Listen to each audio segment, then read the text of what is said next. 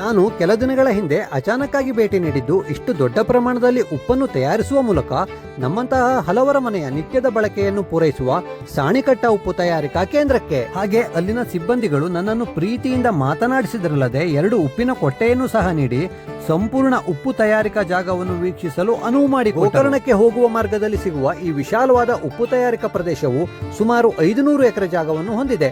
ಹಾಗೆ ನಮ್ಮೂರ ಅಘನಾಶಿನಿ ನದಿಯೇ ಇಲ್ಲಿ ಸಮುದ್ರ ಸೇರುವ ಮುನ್ನ ಉಪ್ಪನ್ನು ನೀಡುತ್ತದೆ ಎಂದು ತಿಳಿದಾಗ ಅದರ ರುಚಿ ಮತ್ತಷ್ಟು ಹೆಚ್ಚೆನಿಸಿತು. ನಮಗೆ ವರ್ಷವಿಡೀ ಬೇಕಾಗುವ ಈ ಉಪ್ಪಿನ ತಯಾರಿಕೆಗೆ ಇಲ್ಲಿ ಸಿಗುವ ಸಮಯಾವಕಾಶ ಕೇವಲ ಫೆಬ್ರವರಿಯಿಂದ ಮೇ ತಿಂಗಳಿನವರೆಗೆ ಮಾತ್ರ. ಮಳೆಗಾಲ ಸಮಯದಲ್ಲಂತೂ ಉಪ್ಪಿನ ತಯಾರಿಕೆ ಕೆಲಸ ಸಾಧ್ಯವೇ ಇಲ್ಲ ಬಿಡಿ.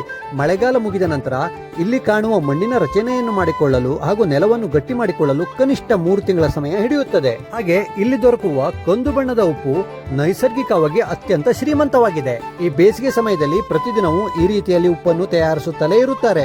ಇಲ್ಲಿ ವಾರ್ಷಿಕ 50 ರಿಂದ 70 ಸಾವಿರ ಕ್ವಿಂಟಲ್ ನಷ್ಟು ಉಪ್ಪಿನ ಉತ್ಪಾದನೆಯಾಗುತ್ತದೆ. ಹಾಗೆ ಈ ಉಪ್ಪಿಗೆ ಸರ್ಕಾರದ ನಿಯಮದಂತೆ ಅಯೋಡಿನ್ ಅನ್ನು ಸಹ ಸೇರಿಸುತ್ತಾರೆ. ಈ ಬೇಸಿಗೆ ಸಮಯದಲ್ಲಿಯೇ ಸಾಧ್ಯವಾದಷ್ಟು ಹೆಚ್ಚು ಉಪ್ಪನ್ನು ಉತ್ಪಾದಿಸಿ ಇಲ್ಲಿ ಕಾಣುವ ಮರದ ಕಟ್ಟಿಗೆಯ ಗೋದಾಮುಗಳಲ್ಲಿ ಉಪ್ಪನ್ನು ಮಳೆಗಾಲಕ್ಕೆಂದು ಸಂಗ್ರಹಿಸಿಡುತ್ತಾರೆ. ಈ ರೀತಿಯ ಅಗಾಧ ಪ್ರಮಾಣದ ಉಪ್ಪಿನ ತಯಾರಿಕೆಯನ್ನು ನೋಡಿ ಇಲ್ಲಿಯ ಸಿಬ್ಬಂದಿಗಳು ಪ್ರೀತಿಯಿಂದ ನೀಡಿದ 2 ಉಪ್ಪಿನ ಕೊಟ್ಟೆಯನ್ನು ಸಹ ಹಿಡಿದು ಉಪ್ಪಿಗಿಂತ ರುಚಿ ಬೇರೆ ಇಲ್ಲ ಎನ್ನುತ್ತಾ ಮನೆಯ ಕಡೆ ಹೊರಡಲು ಕಾರಿನತ್ತ ನಡೆದೆ.